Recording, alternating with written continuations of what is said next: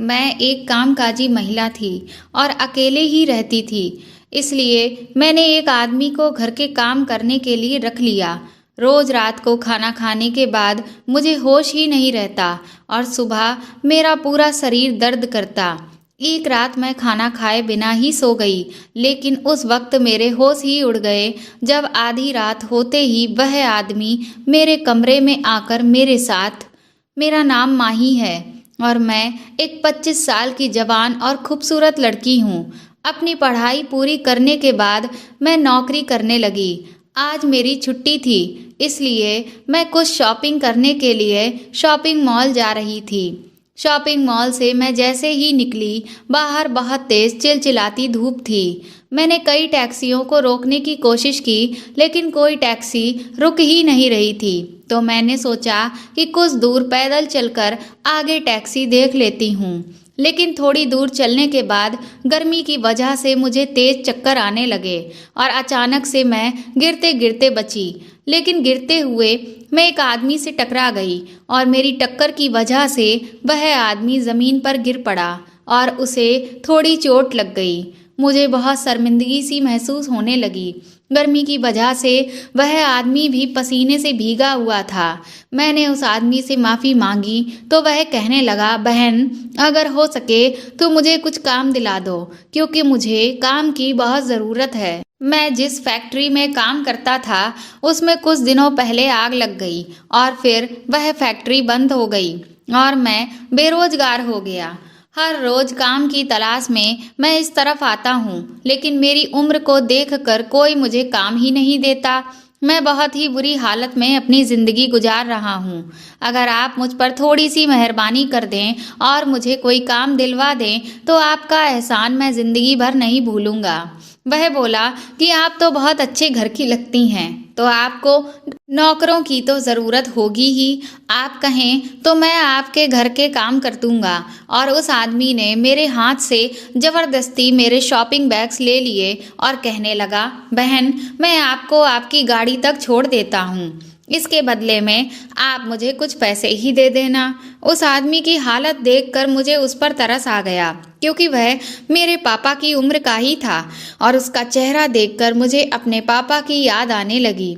उस आदमी के बात करने का तरीका बहुत अच्छा था और वह किसी अच्छे घर का लग रहा था, लेकिन हालातों ने उसे आज यहाँ पहुँचा दिया था कि वह मुझसे नौकरी मांगने के लिए मजबूर था। मैंने उससे कहा, बाबा जी, ठीक है, मैं आपको अपने घर के काम काज के लिए रख लेती हूँ, क्योंकि मुझे भी एक ऐसे इंसान की ज़रूरत है जो मेरे घर का सामान ले आए और बाकी के काम भी कर दे। और मेरे पास फ़िलहाल गाड़ी नहीं है। मैं तो टैक्सी ढूंढ रही थी और अगर आपको कोई दिक्कत ना हो तो आप भी मेरे साथ अभी मेरे घर चल सकते हैं। मेरी बात सुनकर उस आदमी के चेहरे पर मुस्कुराहट आ गई। मैंने बाबा जी से कहा कि आपका घर कहाँ है? तो वह कहने लगे कि वह तो यहाँ नौकरी की तलाश में दूसरे शहर आए हैं और अपनी बेटी की शादी के लिए यहाँ रहकर मेहनत कर रहे थे। हर बाप की तरह वह भी अपनी बेटी को दुनिया भर की खुशियाँ देना चाहते थे। उनकी बातें सुनकर मेरी आंखों में आंसू आने लगे और मुझे मेरे अतीत के पल याद आने लगे। मैंने बाबा जी को तसल्ली देते हुए कहा कि आप बिल्कुल भी परेशान ना हो, सब कुछ ठीक हो जाएगा। फिर घर आकर मैंने बाबा जी को घर के थोड़े बहुत काम समझा दिए। मैंने उनसे कहा कि आप थोड़ी बहुत घर की सफाई भी कर दिया करें। वैसे तो मैं अकेली ही रहती हूँ और मेरा घर ज़्यादा गंदा नहीं होता है, लेकिन मेरे पास घर की सफाई करने के लिए वक्त नहीं बचता है। बाबा जी बोले, उसकी तुम फिक्र बिल्कुल मत करो और मुझे बहुत अच्छा खाना भी बनाना आता है।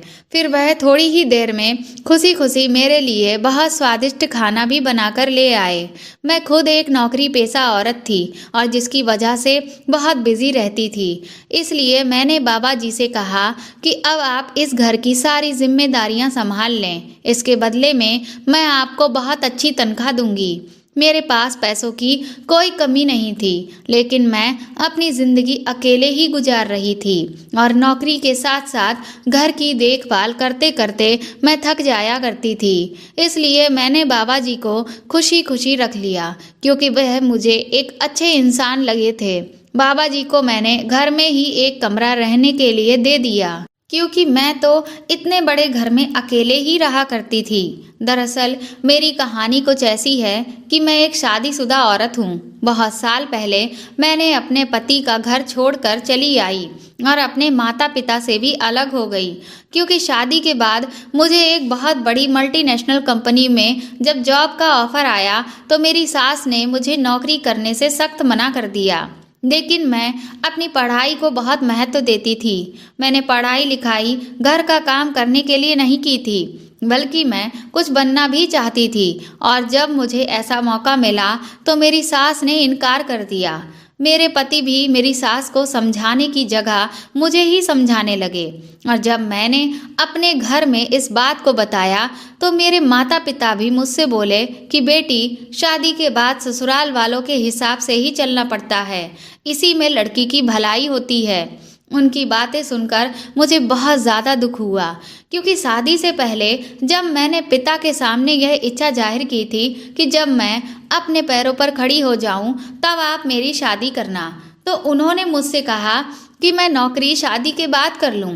उस वक्त उनकी खुशी के लिए मैंने जल्दी ही शादी कर ली। लेकिन अब जब शादी के बाद मेरी नौकरी लग रही है तब भी वह मेरी खुशी को महत्व नहीं दे रहे हैं, बल्कि मेरे ससुराल वालों के बारे में सोच रहे हैं। मैं शुरू से ही ऐसे स्वभाव की थी कि अगर कोई मेरे दिल से उतर जाए तो मेरे दिल में उसके लिए कोई प्यार नहीं रहता। मैंने अपना फैसला सुना दिया कि अब मैं सब कुछ छोड़कर चली जाऊंगी। मेरे पापा ने मुझे बहुत समझाया कि यह दुनिया एक अकेली लड़की के लिए बिल्कुल भी सुरक्षित नहीं है। जब तुम्हारा गुरूर उतर जाएगा तब तुम्हें अपने पापा की बातें याद आएंगी। उस वक्त गुस्से में आकर मैंने सब कुछ छोड़ दिया और मैं अपनी नौकरी करने लगी। लेकिन अब मुझे अक्सर अपने पापा की बहुत याद आती। अपने पति रोहन के लिए तो मुझे यह लगता कि उसने तो दूसरी शादी कर ली होगी, लेकिन मेरे पापा तो मुझे मेरी तरह आज भी याद करते होंगे। जब भी मैं थकी हारी अपनी जॉब से घर लौट कर आती तो ऐसा लगता कि काश मम्मी पापा मेरे साथ ही रह रहे होते। मेरे मम्मी पापा मुझे बहुत प्यार करते थे, मुझे हमेशा ही पलकों पर बिठाकर रखा और मुझसे कभी भी घर का कोई काम काज नहीं करवाया था। और मेरे पति रोहन ने भी घर में काम वाली बाई लगा रखी थी ताकि मुझे ज़्यादा कुछ काम ना करना पड़े। लेकिन जब से मैं अकेले रह रही थी मुझे सारे काम खुद ही करने पड़ते थे, जिससे मुझे धीरे धीरे यह एहसास हुआ कि मेरे अपनों ने मुझे न जाने कितनी तकलीफ़ों से बचा कर रखा हुआ था। लेकिन जब मैं अपनी डिग्री, अपनी नौकरी को देखती कि मुझे एक बहुत अच्छी कंपनी में नौकरी मिली है, मेरी सैलरी भी बहुत अच्छी है, तब मुझे यह लगता कि मैंने सबको छोड़कर बिल्कुल सही किया था। लेकिन फिर भी मुझे अक्सर अपने मम्मी पापा की याद आ जाती। मेरे पापा अक्सर कहते कि लड़कियों का काम घर को अच्छी तरह से संभालना होता है, लेकिन मैं इसमें विश्वास नहीं करती थी। मेरा मानना था कि लड़कियां भी लड़कों की तरह अपने पैरों पर खड़े होकर बराबर घर को आर्थिक रूप से भी संभाल सकती हैं। आज मैंने अपना सपना पूरा कर लिया था। आज मैं एक इंडिपेंडेंट लड़की थी, लेकिन मैं सारा वक्त घर में अकेली रहती और घर के कामों में उलझी रहती। मुझे आराम का भी वक्त नहीं मिलता। कभी कभी मैं काम से इतना थक जाती कि रात का खाना खाए बिना ही सो जाती। बाबा जी को रखने के बाद मैं घर की तरफ से बिल्कुल बेफिक्र हो गई थी, क्योंकि बाबा जी ने बहुत जल्दी घर की सारी जिम्मेदारियों को अच्छे से समझ लिया और वह पूरी ईमानदारी और लगन के साथ घर के काम कर रहे थे। मैंने तो उन्हें घर की सफाई के लिए रखा था, लेकिन खाना बनाने की जिम्मेदारी उन्होंने खुद ही उठा ली थी। वह सच में बहुत अच्छा खाना बनाते थे। अब मैं हमेशा रात का खाना घर पर ही खाने लगी, वरना पहले तो मैं ज़्यादातर रात का खाना बाहर से ही मंगवा लिया करती थी या फिर भूखे पेट ही सो जाती थी। रात का खाना खाते ही अब मुझे ऐसी नींद आती कि मैं बिस्तर पर लेटते ही सो जाती और फिर सीधा सुबह ही मेरी आँख खुलती। बाबा जी के आने से मैं अपनी नींद को लेकर बहुत ही ज़्यादा परेशान थी, क्योंकि मुझे पहले सारी रात बिस्तर पर लेटे रहने के बाद भी नींद नहीं आती थी और थकान की वजह से मेरे पूरे शरीर में दर्द भी रहता था। लेकिन बाबा जी के आने से मुझे बहुत आराम मिल गया था और नींद भी अच्छी आती थी। उन्हें काम पर रखे हुए अभी सिर्फ 20 दिन ही हुए थे और सब कुछ अच्छा चल रहा था। एक रात मुझे ऑफिस का कुछ काम निपटाना था, इसलिए मैंने खाना एक तरफ रख दिया और अपना काम करने लगी। थोड़ी देर के बाद बाबा जी कमरे में आए तो मैंने उनसे पूछा, क्या हुआ, इतनी रात को आप यहाँ? तो वह कहने लगे कि मुझे लगा कि आपकी तबीयत ठीक नहीं है, इसलिए देखने के लिए चला आया। क्योंकि आपके कमरे की बत्ती जल रही थी तो मुझे आपकी फिक्र हुई। मैंने बाबा जी से कहा कि नहीं, मैं बिल्कुल ठीक हूँ, दरअसल मैं अपना काम कर रही हूँ, आप जाकर सो जाइए। बाबा जी सोने चले गए। जब मैं अपना काम खत्म कर चुकी थी तो मेरे दिमाग में यह सवाल आया कि बाबा जी इतनी रात तक आखिर क्यों जाग रहे थे, जबकि उन्हें तो मुझसे पहले सुबह उठना होता है। हर रोज जब भी मैं सोकर उठती तो बाबा जी घर की सफाई भी कर चुके होते और मेरे लिए नाश्ता बना रहे होते हैं। फिर कुछ देर सोचने के बाद मैं लेटकर सो गई और सुबह ऑफिस चली गई। लेकिन कहीं ना कहीं मेरे दिमाग में बाबा जी को लेकर शक पनप रहा था, क्योंकि मैं बाबा जी को बिल्कुल भी नहीं जानती थी और फिर मैंने उन पर कुछ ज़्यादा ही भरोसा कर लिया था और अपने घर में जगह दे दी थी। मैं ऑफिस में पहले ही बहुत सारी परेशानियों का सामना कर रही थी और अब ऐसे में बाबा जी को लेकर भी मैं परेशान हो गई। वैसे तो बाबा जी बहुत अच्छे इंसान थे और अच्छे से काम करते, मुझे उनसे कोई परेशानी नहीं थी। लेकिन कल रात की बात ने मुझे थोड़ा सोच में डाल दिया था। शाम को जब मैं घर वापस लौटी तो बाबा जी ने तुरंत ही मेरे लिए कॉफ़ी बनाई और मेरे कमरे में ले आए। मैंने बाबा जी से पूछा कि उनके घर वाले कैसे हैं और उनकी बेटी की शादी कब है।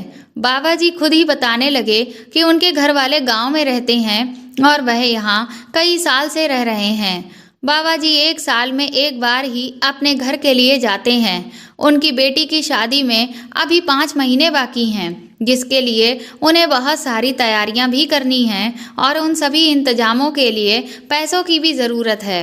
मैंने बाबा जी से कहा कि आप उसकी चिंता ना करें, मुझसे जितना हो सकेगा मैं आपकी बेटी की शादी के लिए आपकी मदद करूंगी।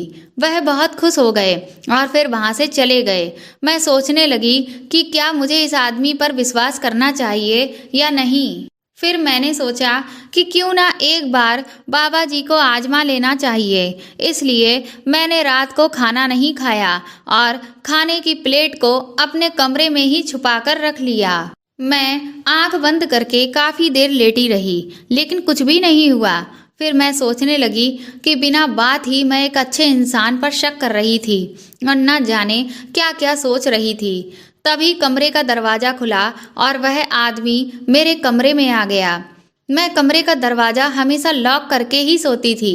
मैंने सोचा कि इसका मतलब इस आदमी ने घर की एक्स्ट्रा चाबियों से कमरे का दरवाजा खोला है। मेरी तो जैसे सांस ही रुक गई। इतनी रात को ना जाने यह मेरे कमरे में क्या करने आया था।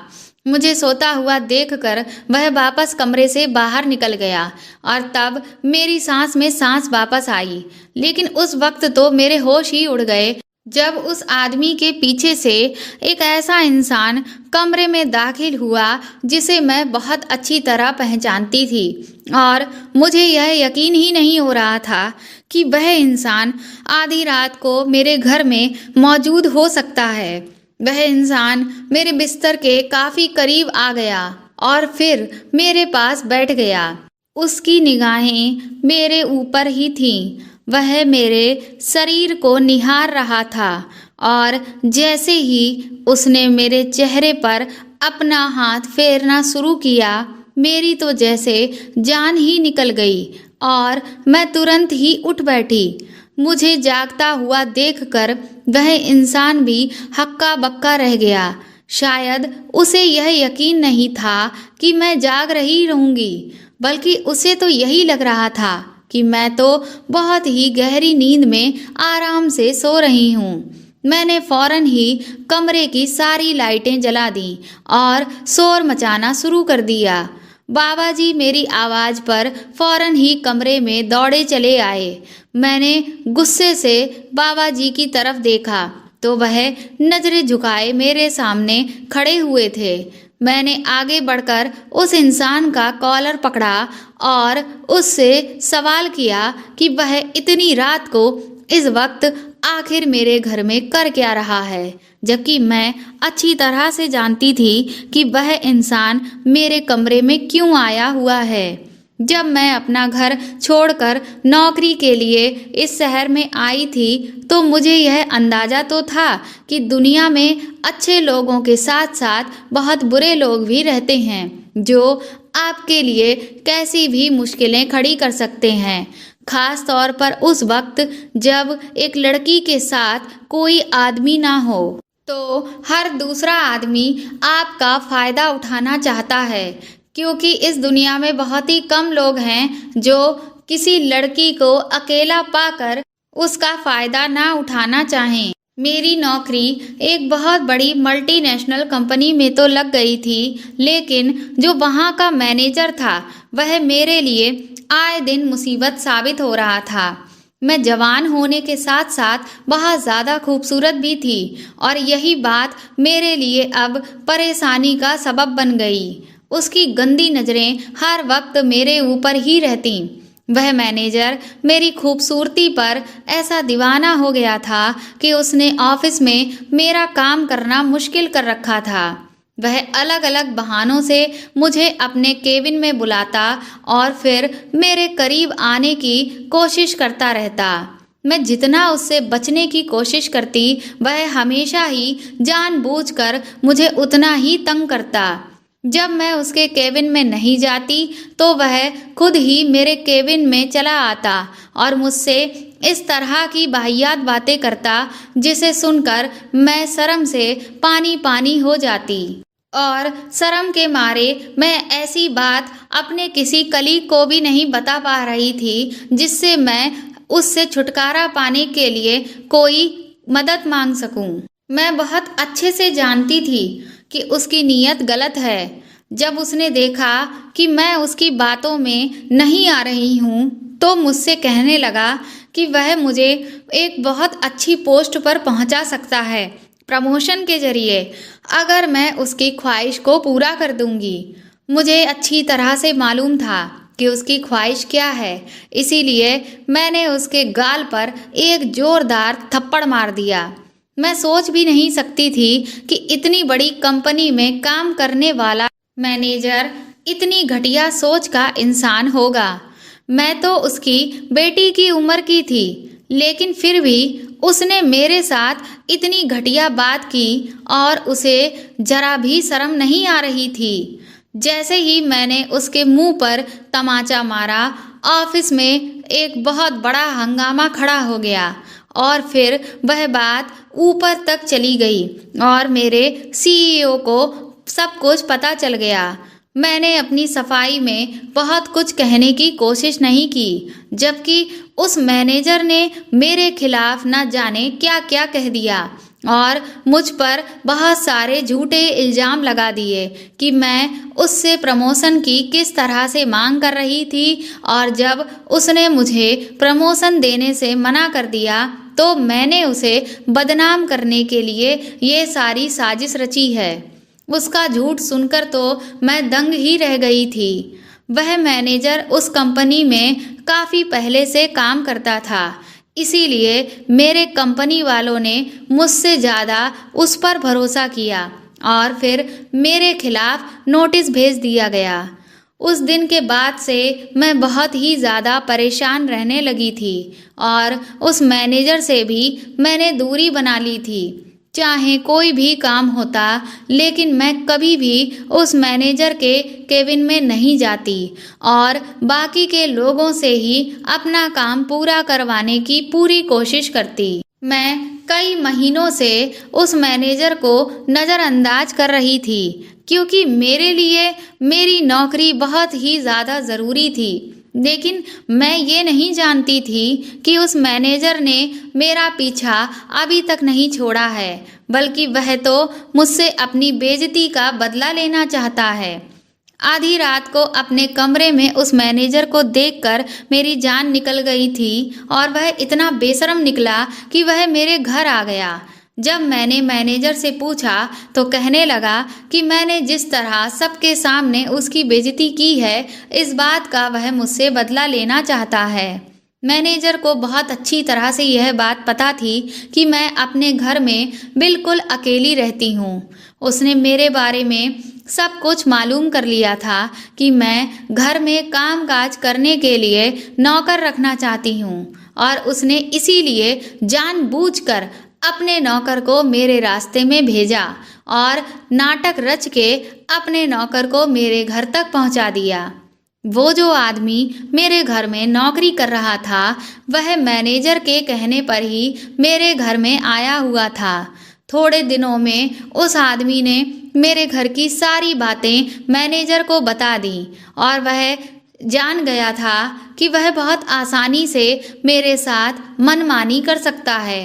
मैनेजर मेरे साथ अपनी ख्वाहिश पूरी करके मुझे निशाना बनाना चाहता था ताकि वह मुझे पूरी जिंदगी ब्लैकमेल करके अपने साथ गलत काम करने को मजबूर कर सके।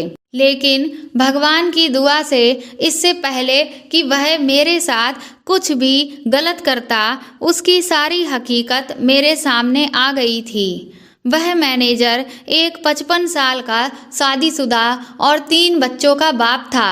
बस वह मुझे बेइज्जत करना चाहता था। उसे यह पता था कि मेरे सर पर ना तो पति का हाथ है और ना ही बाप का साया। इसलिए उसने सोचा कि अगर मैं उसके जाल में फंस गई तो वह मेरा अच्छे से इस्तेमाल कर सकता है। आज मुझे एहसास हो रहा था कि पापा ठीक ही कहते थे कि बेटियां अपने घर की 4 दीवारी में ही सुरक्षित होती हैं।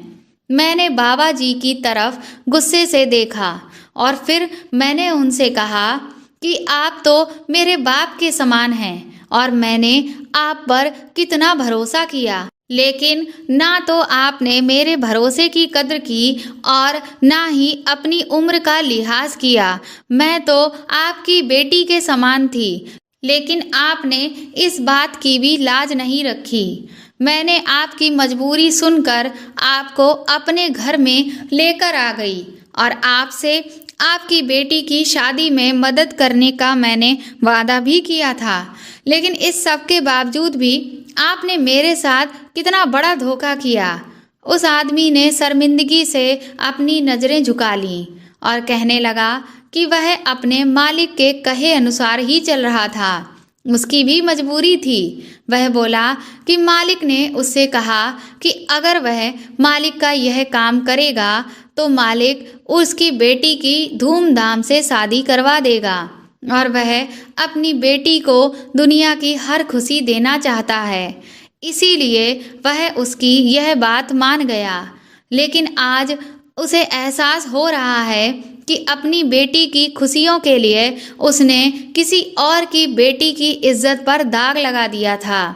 मैनेजर ने अभी तक मेरे साथ कोई गलत काम नहीं करा था और ना ही वह मेरी कोई गलत तस्वीर ले पाया था। इसीलिए मैंने तुरंत ही पुलिस को फ़ोन करके अपने घर पर बुला लिया और पुलिस को शुरुआत से अब तक उसने मेरे साथ जो कुछ भी किया वो सब साफ साफ बता दिया और उसे पुलिस के हवाले कर दिया। बाबा जी ने मुझसे अपनी गलती की माफ़ी मांगी और उन्हें अपनी गलती पर बहुत ही ज़्यादा पछतावा भी था। वह मुझसे बोले कि वह मजबूर होकर मालिक की बातों में आ गए थे, लेकिन वह दिल से एक अच्छे इंसान थे। मैनेजर की गिरफ्तारी की खबर जब मेरी मल्टीनेशनल कंपनी में पहुंची तो उस मैनेजर को नौकरी से निकाल दिया गया। मैंने बाबा जी को एक और मौका दिया और अपने घर पर ही नौकरी के लिए रख लिया। उसके बाद मैं अगले ही दिन अपने माँ बाप से मिलने पहली बार उनके घर गई, क्योंकि अब मैं उनसे मिलने के लिए बहुत ही ज़्यादा बेचैन थी और मैं उनसे माफ़ी भी मांगना चाहती थी, क्योंकि मुझे अब बहुत अच्छे से ये समझ आ चुका था कि मैं कितनी गलत थी। पहले मुझे अपने माँ बाप की बातें बहुत बुरी लगा करती थी, लेकिन अब मुझे ये पता चल गया था कि कहीं ना कहीं वह पहले से ही ये जानते थे कि यह दुनिया कितनी बुरी है और इसी वजह से वह मुझे हर समय टोकते रहते थे। जब मैं अपने घर पहुंची तो मेरे मम्मी पापा मुझे घर पर देखकर बहुत ही ज़्यादा खुश हो गए और उन्होंने सब कुछ भुलाकर मुझे अपने गले से लगा लिया। फिर मैंने अपने पापा को बताया कि मैं अब बहुत अच्छी नौकरी कर रही हूँ और अगर आप चाहें तो मैं शादी भी कर सकती हूँ। मेरी बात सुनकर मेरे पापा मुस्कुराने लगे और बोले, क्या तुम्हें कोई लड़का पसंद आ गया है? तो मैंने कहा कि नहीं, मुझे कोई लड़का पसंद नहीं है। आप जिससे चाहें उससे मेरी दोबारा से शादी करवा सकते हैं। तो पापा बोले कि फिर रोहन का क्या होगा? तो मैंने कहा कि आपको क्या लगता है कि क्या रोहन ने मेरा इंतज़ार किया होगा? वह तो अब तक कब का शादी कर चुका होगा। इस बात पर मेरे पापा मुस्कुराने लगे और बोले, यह तुम्हारी गलतफहमी है बेटा। रोहन तुमसे बहुत प्यार करता था। तुम तो हम सबको छोड़कर चली गईं, लेकिन रोहन ने अभी तक शादी नहीं की है। वह अब तक सिर्फ तुम्हारा ही इंतज़ार कर रहा है। पापा की यह बात सुनकर तो मैं चौंक गई। फिर शाम को पापा ने रोहन को घर बुला लिया। रोहन ने मुझसे माफ़ी मांगी और उसने कहा कि मुझे तुम्हारी इच्छा का मान रखना चाहिए था, लेकिन मैंने ऐसा नहीं किया। तो मैंने भी रोहन से माफ़ी मांगी और उससे कहा कि मुझे भी पहले तुम्हें और सासू माँ को समझाना चाहिए था, लेकिन मुझे भी बहुत जल्दबाजी थी और मैंने तुरंत ही फैसला कर लिया और फिर मैं सब कुछ छोड़कर चली गई। उसके बाद मैं रोहन के साथ वापस अपने ससुराल लौट गई। मेरी सास ने भी मुझे खुशी खुशी अपना लिया और उन्हें अब मेरे नौकरी करने से भी कोई ऐतराज़ नहीं था। मुझे भी यह समझ आ चुका था कि जिस औरत के सर पर किसी मर्द का साया नहीं होता है, उसे यह ज़माना नोचने के लिए तैयार रहता है। अगर आपको अच्छा लाइफ पार्टनर मिल जाए तो फिर आप अपनी हर ख्वाहिश शादी के बाद भी पूरी कर सकते हैं। तो दोस्तों, आपको यह कहानी कैसी लगी हमें कमेंट करके ज़रूर बताएं और इस कहानी को ज़्यादा से ज़्यादा शेयर करें और लाइक करें। और अगर आप मेरे चैनल पर नए हैं तो इसे सब्सक्राइब करके बेल आइकन ज़रूर दबा दें, ताकि मैं आगे भी आपको ऐसी ही अच्छी कहानियाँ सुनाती रहूँ। Thank you.